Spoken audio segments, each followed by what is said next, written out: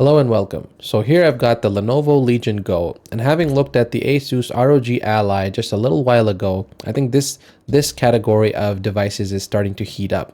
So what is this? This is a handheld gaming PC akin to something like a Nintendo Switch, but for the PC market, allowing you to install Steam and all of your favorite launchers and run all of your favorite games on essentially a portable Windows PC that is capable of gaming.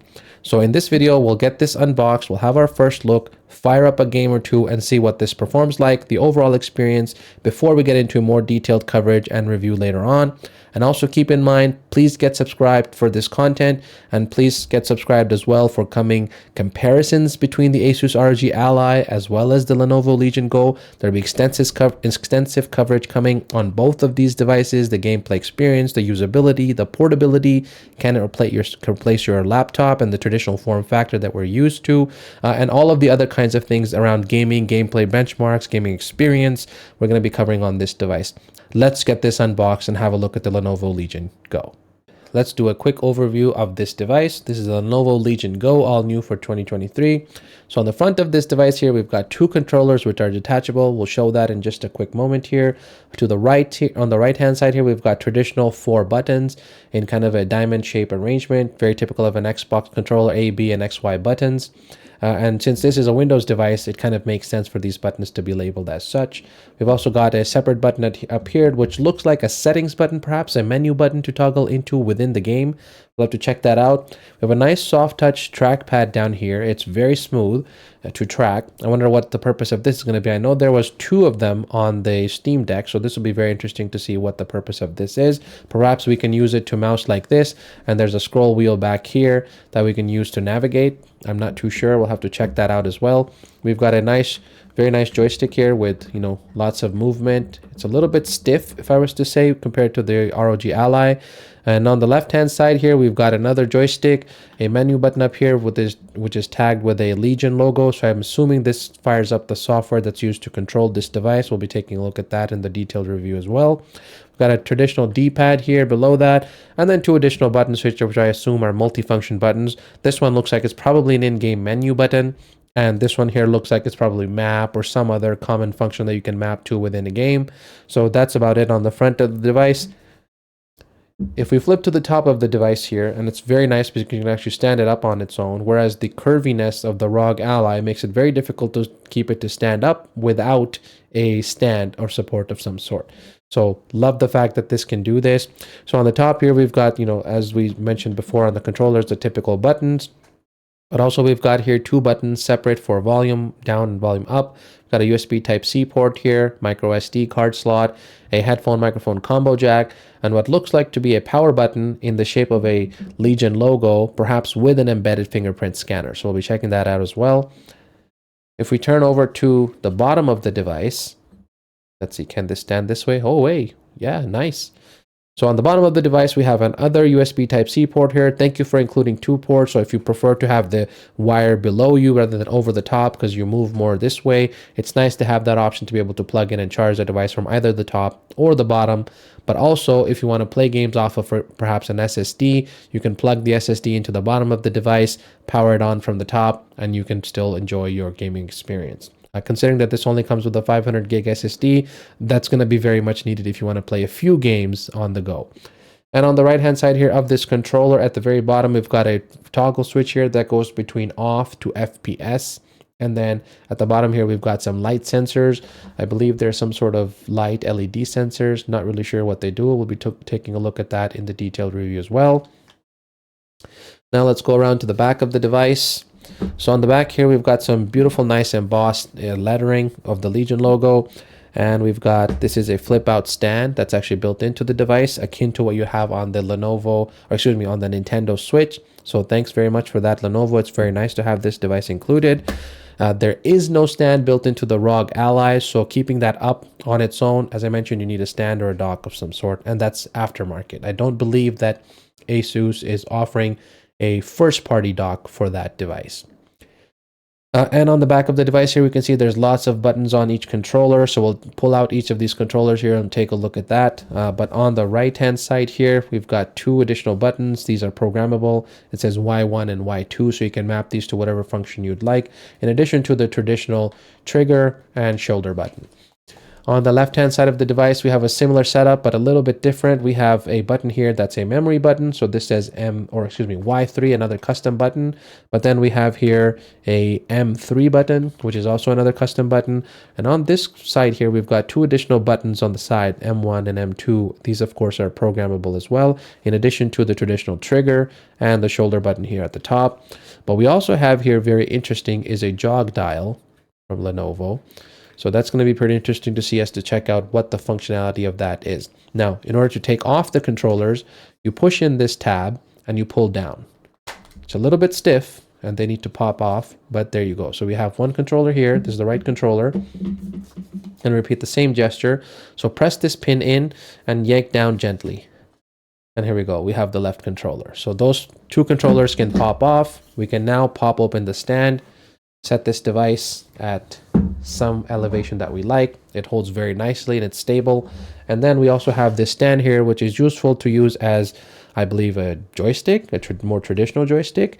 And it's the right joystick that pops into that. And it just attaches magnetically here.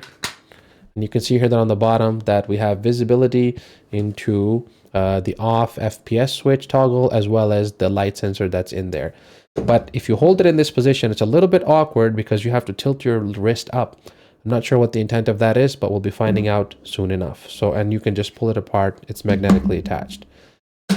Okay, so that's about it for the overview of this device. Let's get this powered on and we'll see how the first power on and boot experience is. All right, so as soon as you plug in the device, you'll start to see this here, the RGB around the glow sticks, or around the joystick starts to glow. The glow sticks, that would be funny. Around the joystick starts to glow with the RGB colors, and we got an indication here that the battery was at 50%, and then it started to charge. On the top of the device here, there's unfortunately no light or indication as to what's happening with the device. And we're going to try to turn this on here with this power button. So we'll hold it down and we'll depress it to see what we get. Do we have any haptic feedback here? Okay, very slight, very low haptic feedback, but there was haptic feedback nonetheless. So let's see where we get to with this device boot. Okay, so very typical, onboarding experience here with Windows 11 as you turn on this device, because this is essentially a portable handheld gaming PC, keyword PC. We're going to have basically the same functionality as you would have with a typical PC. So we'll get through this setup process here.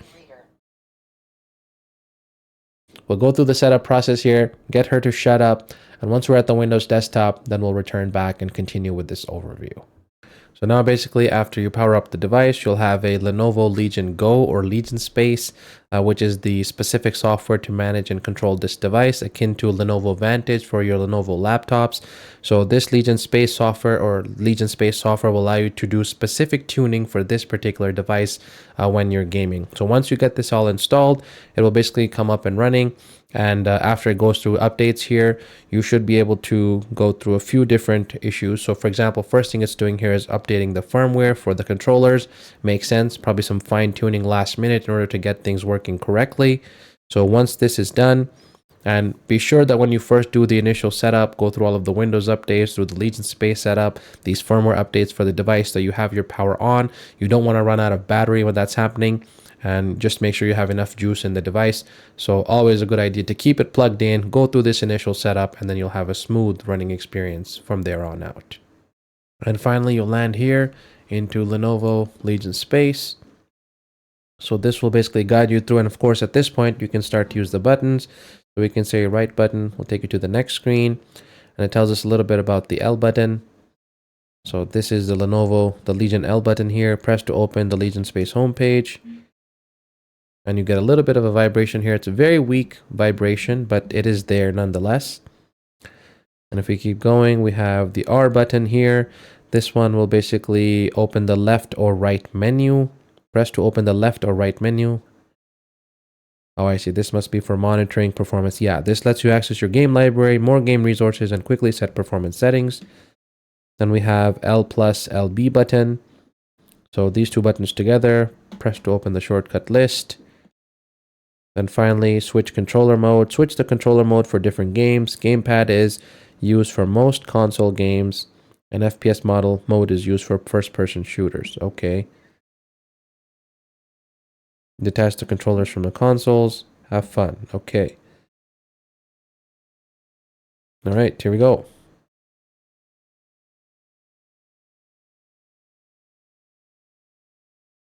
Now it's just showing us some games. This is the Lenovo Legion Space. You don't have to use this at all. You can just go about your way and install all of your controllers, or sorry, your game launchers rather.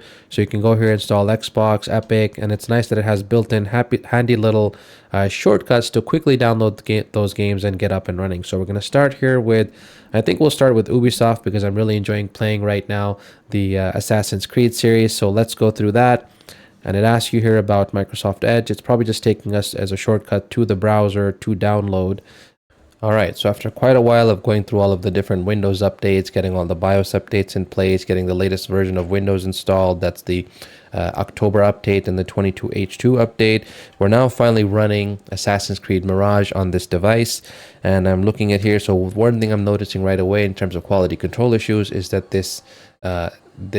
there's some sticky behavior going on with this particular joystick. So I don't know if this is defective and I'll have to return this, but that's certainly going to make gameplay difficult when you can't use the camera. Generally, the right stick is used for camera controls, so we're going to have to see what to do about that.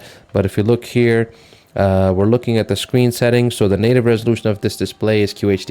It's 2560 by 1600. That's far too high. I think I'm going to play here at the 1280 by 800. Oh, sorry, excuse me, 1920 by, we'll test that out later. We're going to play at 1920 by 1200. We'd like to play at that resolution with resolution scale set to 100. And of course, we'll change, yes, your VRAM usage is too high. Okay, so it turns out that the default VRAM limit here is 4 gigabytes for the APU portion of the Z1 Extreme in this Lenovo Legion Go, which is not the case, but actually only 3 gigabytes seems to be usable for that in games. So that means 1 gigabyte is probably reserved for the system and for the operating system, etc. for Windows 11, which is far too low. 3 gigabytes of VRAM is just far too low for these games. So you'll need to get into the BIOS on this device to update that to at least, I would say, 6 gigabytes, although 8 gigabytes is preferable. Overall, this device has 16 gigabytes of system RAM, so setting aside 8 gigabytes for that, since it's going to primarily be a Windows gaming device, you're not going to really be multitasking on this. Hopefully, you should be able to get by just fine. So in order to get into the BIOS, you'll need to hold down the plus button here, what's on the top of this device. Hold down the plus button, and then, press the power button and hold it until you see the green light. And then you can let go, and you'll see this screen here, which basically shows you normal startup, BIOS setup, etc. So you go to the BIOS setup menu, and you can use the touchscreen here. And here we are. This is a very traditional Lenovo Legion, basically BIOS that you see on most of their gaming laptops as well. So we want to go here into more settings. And once you're in here, you'll go to configuration. You'll scroll down a little bit and you'll see here there's a UMA frame buffer. This is going to address how much system RAM is allocated to that APU, the graphics portion of that Ryzen Z1 Extreme. So if you tap here, I would suggest setting it to 8 gigabytes. You can also do 4 gigabytes, but that's really not very much in this day and age. So set it to 8 gigabytes. You've got lots of system RAM to make use of that, and give it as much horsepower as you can. Then we're going to hit save and exit here, F10. We'll say exit, save changes, exit, saving changes, yes. All right, so after a reboot, to adjust the VRAM settings in the BIOS here on this Legion Go to now 8 gigabytes, hopefully we should not have adjustment issues, or as we change around to the different graphics presets here. Assassin's Creed Mirage was prior complaining about the VRAM available, and if we now see here in the bottom right hand corner, we're showing 8 gigabytes as the VRAM. So that said, now let's go in here, select our graphics preset. We're already set to high. We'll jump down here, we'll turn off the adaptive quality because I think it looks like crap, and instead what we'll do here is we'll switch over to FSR2, and we'll set the quality mode from native over to quality. and we'll hit apply. And let's here, we'll run a benchmark here to see how this game behaves. So let's take a look. And of course, keep in mind that we're running in performance mode, which means we should be looking at about 25 watts on the APU.